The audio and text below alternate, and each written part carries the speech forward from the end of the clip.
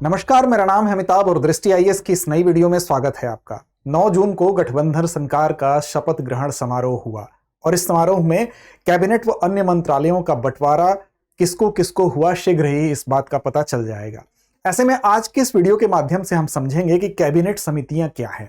ऐसे में सरकारी तंत्र में इन कैबिनेट समितियों की भूमिका क्या होती है, उनकी कार्यप्रणाली क्या होती है और सबसे महत्वपूर्ण कैबिनेट समिति कौन सी होती है जिस पर कि नियंत्रण मुख्य दल हमेशा चाहेगा अगर एक गठबंधन की सरकार बनती है तो आज की इस वीडियो के माध्यम से हम इसी को समझेंगे। तो आइए शुरू करते हैं आज की चर्चा। कैबिनेट समितियां सीसीएस क्यों है महत्वपूर्ण, सीसीएस को लेकर काफी चर्चा है कि इसमें क्या जो घटक दल हैं गठबंधन के उनको जगह मिल पाएगी कि नहीं मिल पाएगी, क्योंकि इस समिति पर नियंत्रण रखना घटक दल के अलावा जो अन्य दल हैं वो भी चाहेंगे।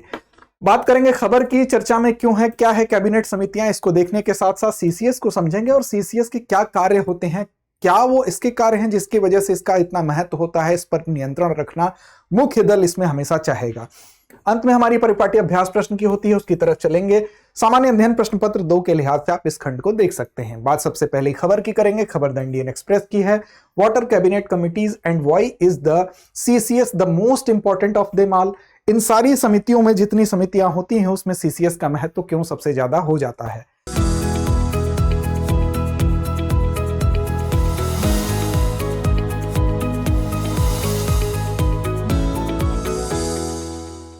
तो बात सबसे पहले करेंगे क्या है कैबिनेट समितियां, इस बात को समझना जरूरी है।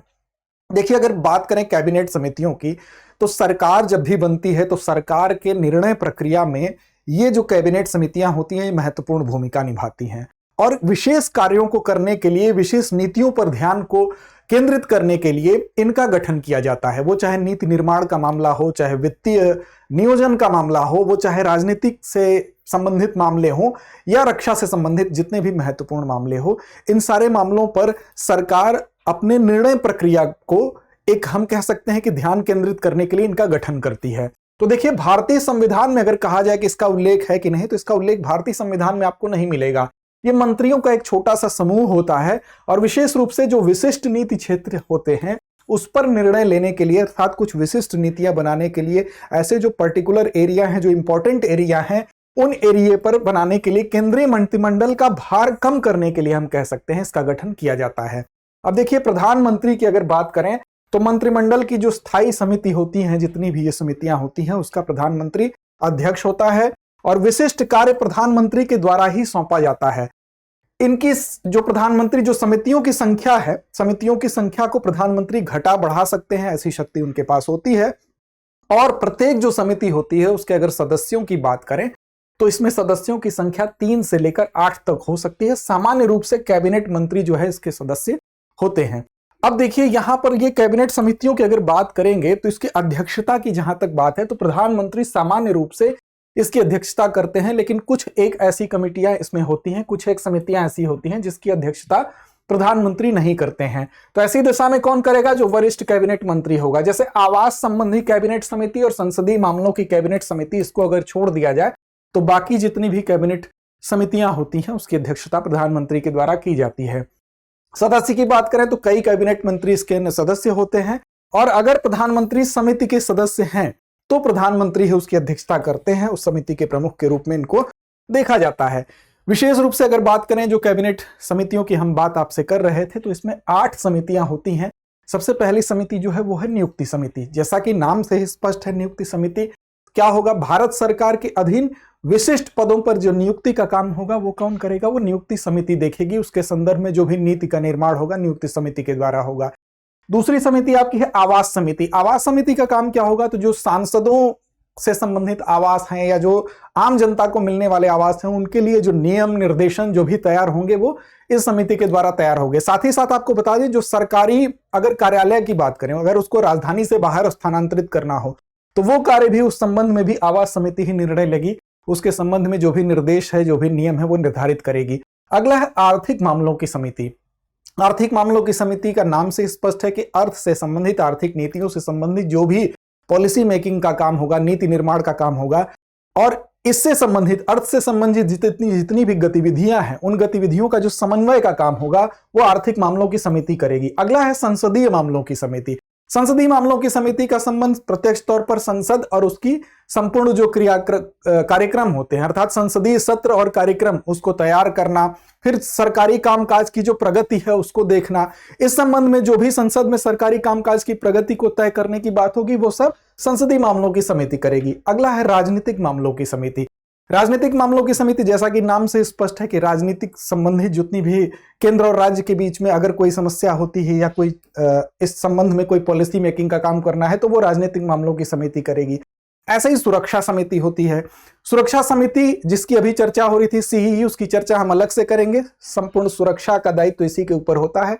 वैसे निवेश समिति होती है। निवेश समिति का मतलब ही है कि जो प्रमुख परियोजनाएं होंगी, विशेष रूप से जो 1000 करोड़ से ज्यादा की परियोजनाएं होंगी, उसके संबंध में निवेश की अगर बात होगी तो निवेश समिति के अंतर्गत उसको देखा जाएगा। और एक होती है रोजगार और कौशल विकास, जो कि रोजगार और स्किल डेवलपमेंट से संबंधित चीजों को देखेगी। अब इस संबंध में वो कदम भी उठाएगी, सुझाव भी देगी, ये सारे काम करेंगे। तो कुल मिला के ये 8 समितियां हैं। इन 8 समितियों के माध्यम से ही हमारे देश में जो सरकार होती है वो संपूर्ण देश की सरकार इन्हीं 8 समितियों के माध्यम से नीतियों का क्रियान्वयन कराती है और राष्ट्र की दिशा तय होती है। अब बात हम करेंगे जो जिस मुख्य समिति की, सुरक्षा समिति की, इसकी चर्चा होती है। और जो भी सरकार, अगर विशेष रूप से गठबंधन सरकार की बात करें तो इसमें जो मुख्य घटक दल होगा, जो मुख्य दल होगा, जैसे अभी जो गठबंधन सरकार बनी है उसमें मुख्य दल भारतीय जनता पार्टी है। तो भारतीय जनता पार्टी बिल्कुल ये नहीं चाहेगा कि सुरक्षा पर जो कैबिनेट समिति होती है उस पर किसी और का नियंत्रण हो, विशेष रूप से इसके सहायक दलों का नियंत्रण हो। अब इसकी अगर बात करें क्यों इसका इतना महत्व है, तो देखिए समझिए, सबसे पहले इसके अध्यक्ष कौन होते हैं, तो अध्यक्ष प्रधानमंत्री होते हैं। और इसमें कौन कौन सदस्य होंगे, तो सदस्यों से ही आपको समझ में आ जाएगा कि इसका महत्व क्यों है। देखिए, भारत के प्रधानमंत्री तो इसके सदस्य हैं ही, इसके अध्यक्ष होने के नाते। अब केंद्रीय रक्षा मंत्री, साथ ही केंद्रीय गृह मंत्री, और उसके बाद केंद्रीय वित्त एवं कारपोरेट मंत्री और केंद्रीय विदेश मंत्री, अर्थात कौन कौन से विभाग आ जाते हैं, तो रक्षा का विभाग आता है, गृह का आता है, वित्त का आता है और विदेश का आता है। ये वो नीतियां, ये वो विभाग हैं जिनसे संबंधित नीतियों को बनाना देश के, हम कह सकते हैं, रीढ़ के समान है। इसलिए इसका इंपॉर्टेंस ज्यादा हो जाता है सुरक्षा पर कैबिनेट समिति। कैसे होता है, इसके कार्यों से आप समझ सकते हैं। देखिए, देश की रक्षा सबसे महत्वपूर्ण चीज है। देश अगर सुरक्षित ही नहीं रहेगा तो न तो सरकार रहेगी, न आम जन वहां का सुरक्षित रहेगा। तो देखिए, रक्षा नीति और व्यय तथा सामान्यतः भारत की सुरक्षा से ये संबंधित जितने भी मामले होते हैं वो इसी के अंतर्गत आते हैं। और उसके संबंध में जितना भी महत्वपूर्ण निर्णय है वो लेने का काम यही समिति करती है। तो पहली इंपॉर्टेंट चीज तो ये होगी।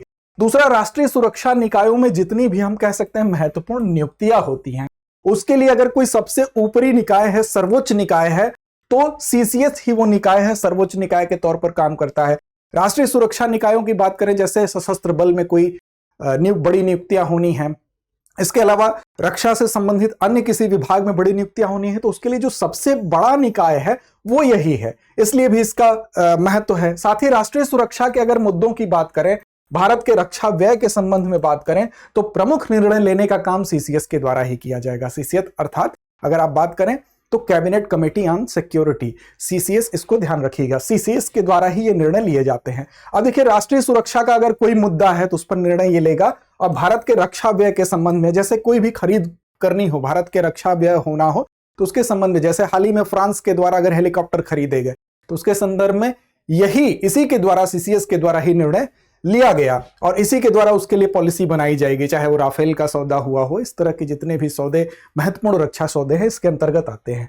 अब कानून और व्यवस्था तथा आंतरिक सुरक्षा से संबंधित मुद्दे भी इसके अंतर्गत ही आते हैं, जो कि हम कह सकते हैं कि भारत के अंदर जो कानून व्यवस्था, किसी भी प्रकार की कानून व्यवस्था को अगर कोई भंग करेगा, उसको कैसे मेंटेन किया जाए, कैसे बेहतर बनाया जाए, तो सीसीएस के द्वारा ही इसी का ये कार्य है कि इसके संबंध में वो पॉलिसी मेकिंग करे और आंतरिक सुरक्षा को वो मेंटेन रखे। इसके अलावा परमाणु ऊर्जा के प्रत्येक मुद्दे पर विचार का काम भी सीसीएस का ही है, इसलिए भी इसका महत्व है। आगे अन्य इसके कार्यों पर अगर आप देखें तो सुरक्षा से संबंधित मुद्दे हों, विदेश मामलों से संबंधित नीतिगत मामले हों, इन सारे मामलों पर विचार विमर्श का काम यही करेगा। रक्षा उत्पादन विभाग और रक्षा अनुसंधान एवं विकास विभाग से संबंधित मामले पर भी यही नीति बनाएगा, कदम उठाएगा। अगर रक्षा अनुसंधान के क्षेत्र में कोई काम होना हो, उसके संदर्भ में कोई नीति बनाना हो, नियम बनाना हो, या डीआरडीओ के संबंध में कोई नीति, नियम या कानून बनाना हो, तो इसी के अंतर्गत देखा जाएगा। अब देखिए, अगर इस प्रकार का कोई भी निवेश जहां पर 1000 करोड़ रुपए से अधिक का पूंजीगत व्यय होना हो, तो वो यहां पर आएगा। इससे छोटे व्यय के लिए दूसरी व्यवस्थाएं होती है। राजनीतिक मुद्दों पर अगर चर्चा होगी, राष्ट्र की सुरक्षा को प्रभावित करने वाले ऐसे राजनीतिक मुद्दे होंगे, तो उनके संबंध में भी पॉलिसी का काम, उसको नियंत्रित करने का काम इसी के अंतर्गत आएगा। तो इस वजह से आप देखें, चाहे वो आंतरिक सुरक्षा हो, बाह्य सुरक्षा हो, विदेश नीति हो, इन सारे पहलुओं को इसके अंतर्गत रखा जाता है। साथ ही साथ गृह नीति के अंतर्गत जो आपके देश के अंदर जो कानून व्यवस्था है उसको भी कैसे बेहतर रखा जाए, इस वजह से ही इस पर नियंत्रण रखने के लिए हर जो बड़ा दल है गठबंधन में, वो प्रयास करता है कि इस महत्वपूर्ण जो समिति है इसमें उसको जगह मिल सके। तो ये इसके विषय में कुछ जानकारी थी। इससे पहले कि हम अंतिम परिपाटी अभ्यास प्रश्न की तरफ चले, आपको बता दें कि दृष्टि आईएएस की तरफ से प्रीलिम्स 2025 के सामान्य अध्ययन का बैच ऑनलाइन, इसके लिए एडमिशन प्रारंभ हो चुका है और 26 जून से कक्षाएं भी शुरू हो रही हैं। 9311406441 पर आप इससे संबंधित कोई भी क्वेरी कर सकते हैं। अंत में एक अभ्यास प्रश्न जिसका जवाब हम आपसे अपेक्षा रखते हैं कि आप सही जवाब देंगे। प्रश्न है, निम्नलिखित में से कौन सा मंत्रालय सुरक्षा पर कैबिनेट समिति CCS का सदस्य नहीं है? ऑप्शन है रक्षा मंत्रालय, गृह मंत्रालय, पर्यावरण मंत्रालय या वित्त मंत्रालय है। तो उम्मीद है आप सही और सटीक जवाब जरूर देंगे। लड़ते रहें, अपने लक्ष्य की ओर बढ़ते रहें। डियर व्यूअर्स, अपने एग्जाम की तैयारी को और बेहतर करने के लिए हमारे चैनल को लाइक, शेयर और सब्सक्राइब करना न भूलें।